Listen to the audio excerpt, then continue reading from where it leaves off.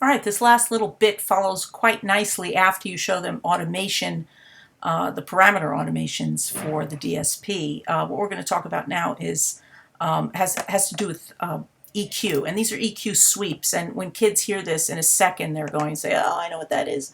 So you're going to turn this on. If it's not on, the channel EQ, and open it up. We'll take a look. This is what flat EQ is all about. We don't have enough time right now to talk about EQ, but basically it has to do with tone quality and adjusting tone quality and timbre of a particular instrument. So here is what the church organ sounds like, what's called flat, nothing happening in the EQ. And for our purposes, I've turned off the tape delay here. Just so we can get through this. Now, what we're going to do, I just show the kids what this is, and this is called an EQ sweep. So I'm going to put this on here. These are different adjustments that you can do with EQ in different ranges. The colors correspond where this is. You can shift this around, but I don't want to show you any of that stuff right now. You can turn it on, turn it off. We're going to turn this one on. I'm going to grab this kind of magenta pinkish color and pull it down. So this is what it sounds like flat. Let's see what happens as I play with it and click and hold and sweep through the EQ.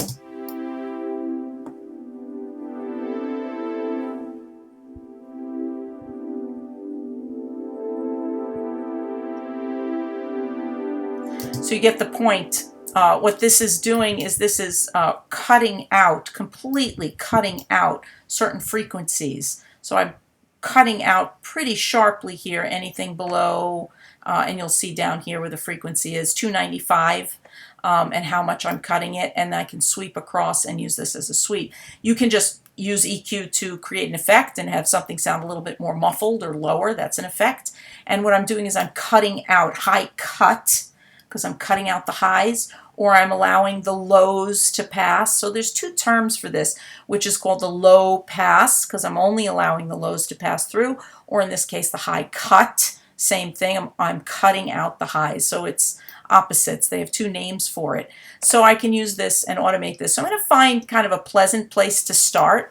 And let me just make this a little smaller and come across here and open this up so I get a little bit more of the actual music here happening so I can hear it. So if I keep cutting, I'm going to cut out sound completely, because here's the analyzer. It'll tell me what's the frequency response for this particular instrument. Well, there it is. So anything below 200 can't be heard. Let's take a listen. I'll just cut it all out. Yeah, nothing's there. There it is. So you need to have something, right? You got to have some signal. There's the analyzer. Showed you where the signal is. So let's say I start around here, which is showing me up at 510. Great. What can I do? You can automate it. How do you get to the automation?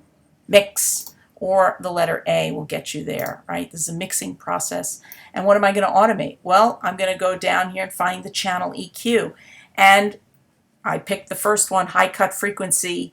And that's the one we're going to use, the very first one, high cut frequency. I'm going to start there, and if you'll notice when I click on to get the line highlighted and then click to make a node, where is that node? If I click and hold, it's at 510. It's where I set this already at 510 hertz. And if I move this around, yep, that should, well, if I move this around, it'll follow it, right? So let's go back to around there. So I'm just going to use an EQ sweep, and I won't go below 510 because there's really no signal there. So I'll decide, you know what, I want to open it up as I come into the middle. I'll come back down kind of sharp, and then in the very end, I'm going to sweep that up really fast, and let's see what happens. I'll just open the whole thing up and see what happens. Maybe I won't come so high here, and it's kind of a tease. Let's see what happens.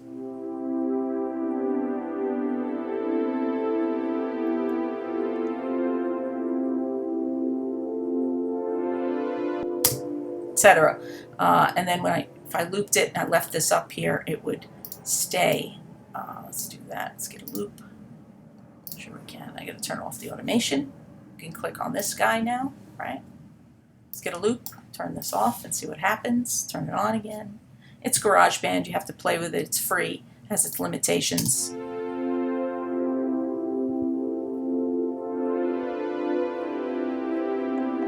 And it's nice and full, and high frequencies open the sound up. So that's how you do an EQ sweep using track automation. It's a great technique Kids love that.